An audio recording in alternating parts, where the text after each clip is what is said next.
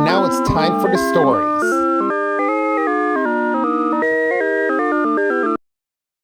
It's hard to believe, but there are places in this world that no one's ever seen, like under my bed, for instance. No, seriously, I'm talking about forests and trees and mountains and beautiful places that are totally untouched and unspoiled. The adventurer in our next video wants them to stay that way, and he doesn't mind risking his life to make his point. Would you put yourself in danger for something you believed in? Meet Pablo Sandor.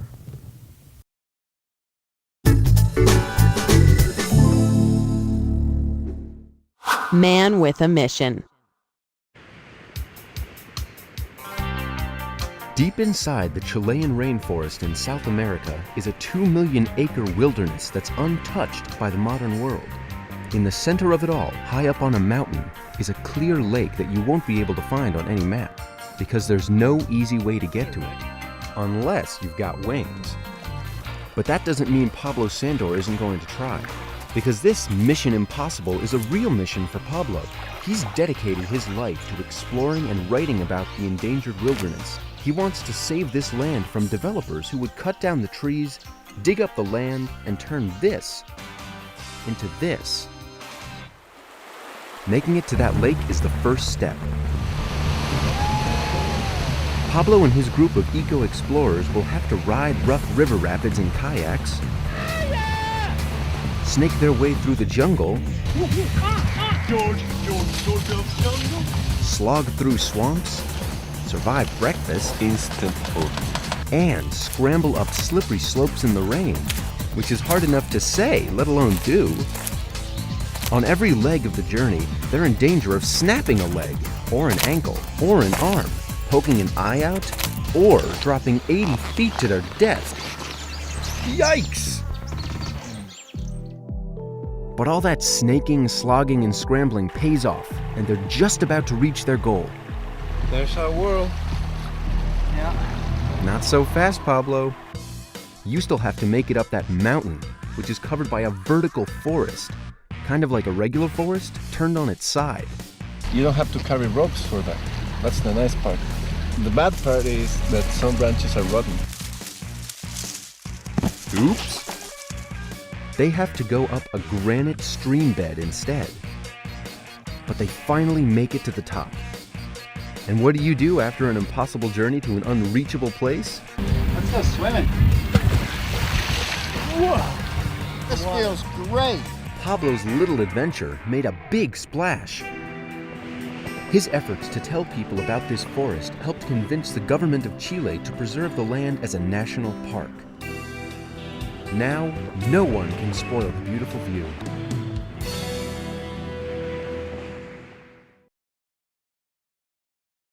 Hi, I'm Rosa, and I don't know about you, but I keep a diary of all the stuff that happens to me. It would probably be pretty boring if anyone else read it.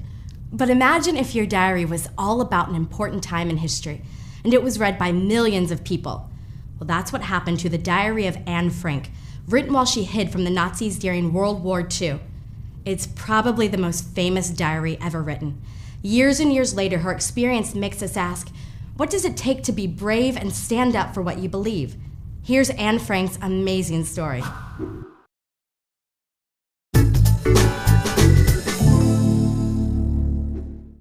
A timeless voice. Germany's Nazi dictator, Adolf Hitler, was invading countries all over Europe. And everywhere the German soldiers went, they rounded up Jews and other groups and sent them to their deaths. Millions of people were in danger. One of them was Anne Frank, a young Jewish girl who lived with her family in Amsterdam, the capital of Holland. The Germans had taken over Holland, and the Franks knew they could be next.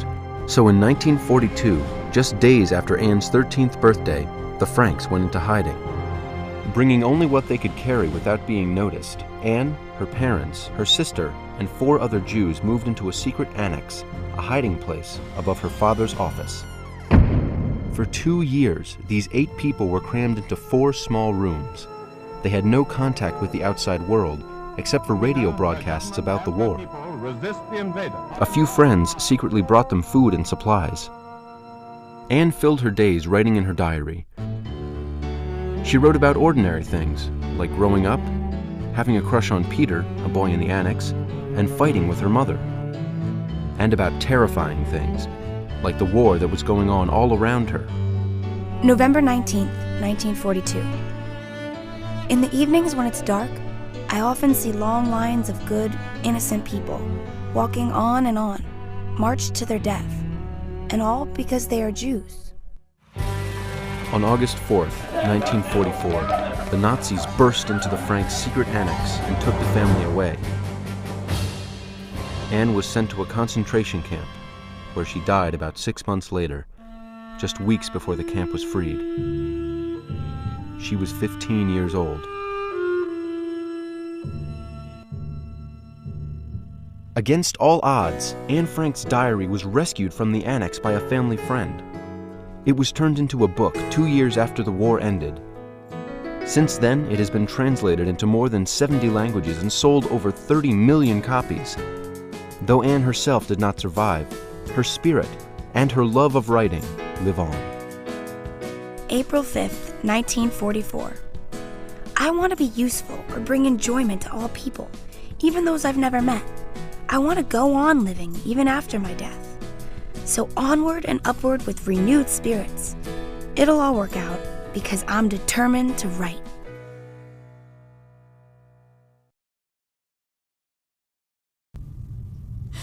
I love comic strips.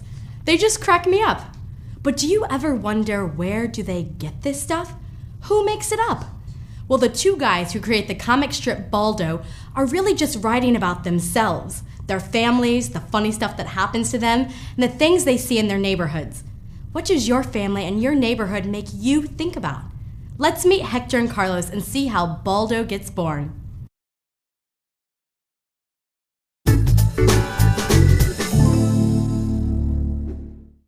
Bringing up Baldo. These eyes turn this world into this world.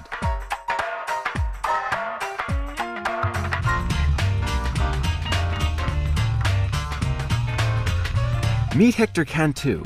He writes, and his partner Carlos Castellanos illustrates the Hispanic comic strip called Baldo. I didn't see any comic strips that related to me as a Hispanic in the United States. They kind of reflected my life growing up. So he and Carlos decided it was time to make one up. It's about the life of a teenager named Baldo, his kid sister Gracie, their wild aunt Tia Carmen, and a dad who puts up with all of them. But it's really about ordinary stuff that's just funny. Ideas come from everywhere, from TV, magazines, newspapers, from everywhere. With his trusty notebook, wireless keyboard, and even his cell phone, Hector writes down or records even the hint of inspiration. Now comes the tricky part, turning ideas into jokes, and making jokes work in a comic strip. The main rule for me is sticking under 25 to 30 words a strip. But words are only half the fun of a comic strip, and Hector needs pictures. That's where Carlos comes in. The wild part of this partnership is that Hector's in Texas and Carlos is in Florida, and they've only met a few times in person. But thanks to the phone and the internet, they can discuss their ideas, email words and sketches back and forth, and fine-tune the finished product until, bingo, Baldo. Sergio, I think you've done a great job raising the children. I couldn't have done it without your help, dear Carmen. Where's my calculator? Where's my car magazines? No, I insist you deserve all the blame. I mean, credit. You can see it in the newspaper every day, but for Hector and Carlos, it's just a little slice of real life. You can just picture it, can't you?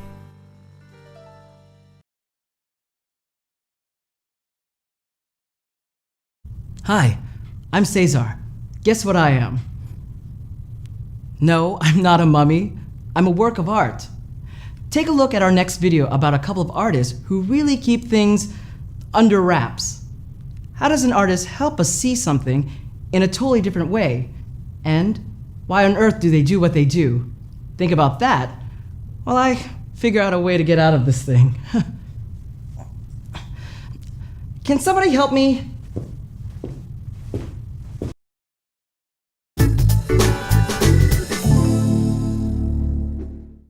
Rap stars. Where would you find a landscape of umbrellas? A river of outdoor curtains? The biggest skirt you ever saw? Nope, not in the land of giants, but in a work of art by the artists known as Christo and Jean-Claude. What kind of art is this? Good question. Let's call it really big sculpture.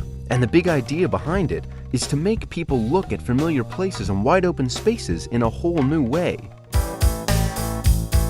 Christo started making unusual art back in the 1950s by wrapping everyday objects. Why?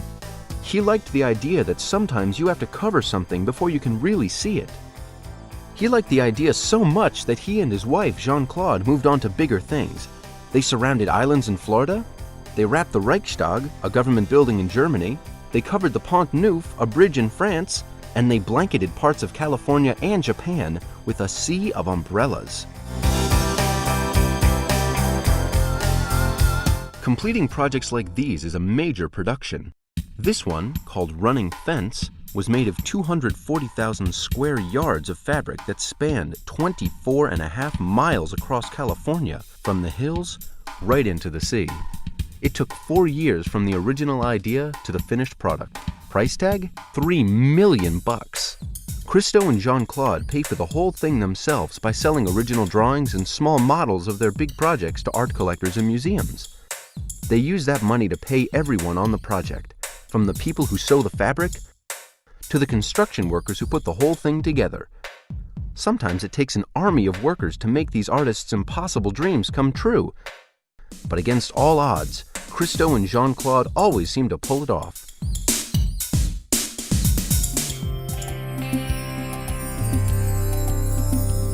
And a few weeks after a project goes up, they really pull it off. The work of art is removed and all the materials are recycled. Gone, but not forgotten. Has anyone ever told you, you belong on the stage? It's a real compliment, or a nice way of saying you're a real show-off. Our next video is about a kid who couldn't stop showing off his talent until he finally made it on the big stage as an adult by writing a hit play. What makes a story not just good, but great? Take a look at Jonathan Larson's Rent.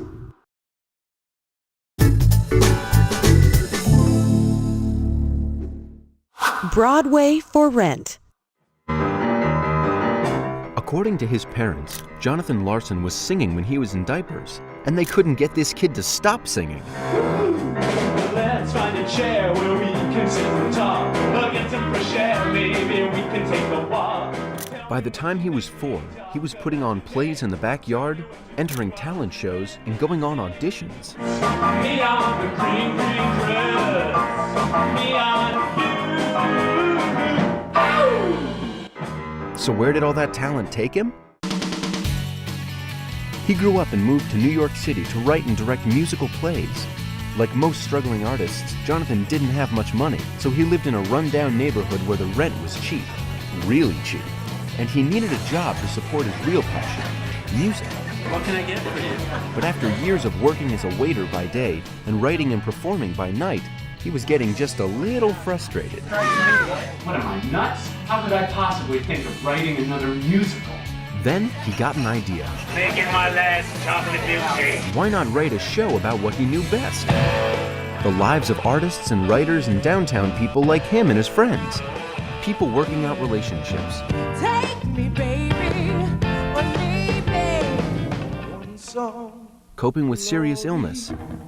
One song before I go, glory. Looking out for each other. I'll cover you, yeah. And just paying the rent. How we gonna pay last year's rent? He named the show, what else? Rent. In Rent, Jonathan mixed opera and rock and roll in a whole new way, and he finally came up with something that let him give up his day job. I just wanted to let you know, this is my last day. I'm a musician, my opera is going to be produced, so I'm out of food service. So thanks for all your patience over the years. But right after that, the unthinkable happened. On the morning of January 25th, 1996, Jonathan died suddenly of a heart ailment, just hours before Rent was to open off-Broadway. He never got to see the huge success his show became. It wasn't long before Rent moved uptown to the Broadway stage and won every award in the book. And the 1996 Tony Award goes to Jonathan Larson for Rent. The play sparked a movement of rent heads, young people who saw the show over and over again. And it's still bringing the magic of music and theater to sold-out audiences around the world. Jonathan Larson packed a lot of life into 35 years, and you can see it in the thrilling show he left behind.